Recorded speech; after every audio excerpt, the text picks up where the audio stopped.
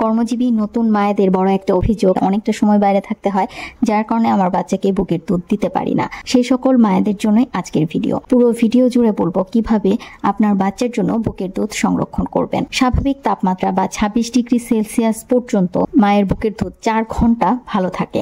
Refrigerator অর্থাৎ 4 degree সেলসিয়াসে একদিন ভালো থাকে। আর ডিপ ফ্রিজ যেখানে -18 ডিগ্রি সেলসিয়াস, সেখানে 6 মাস পর্যন্ত ভালো থাকে। শিশুর অবশিষ্টাংশ বা বেঁচে যাওয়া দুধ 2 ঘন্টার মাঝে শেষ করতে হবে, নতুবা ফেলে দিতে হবে। বুকের দুধ কখনো ওভেন বা চুলায় জাল দেওয়া যাবে না। সংরক্ষিত বুকের দুধ ঠান্ডা অবস্থায় খাওয়ানো যায়। গরম করতে চাইলে কোনো একটি পাত্রে কুসুম গরম পানি নিয়ে তাতে ফিডার বা কাপ ডুবিয়ে গরম করে নিতে পারেন। দুধের তাপমাত্রা হাতের পেছনে চেক করে তবেই শিশুকে দিন। ব্রেস্ট মিল্ক পান করার আগে হাত ভালো করে ধুয়ে শুকিয়ে নিন। যে সকল বোতলে রিসাইকেল নাম্বার 7 আছে সে সকল বোতলে বুকের দুধ সংরক্ষণ করবেন না। ফ্রিজের দরজায় সংরক্ষণ না করে ভেতরের দিকে রাখুন।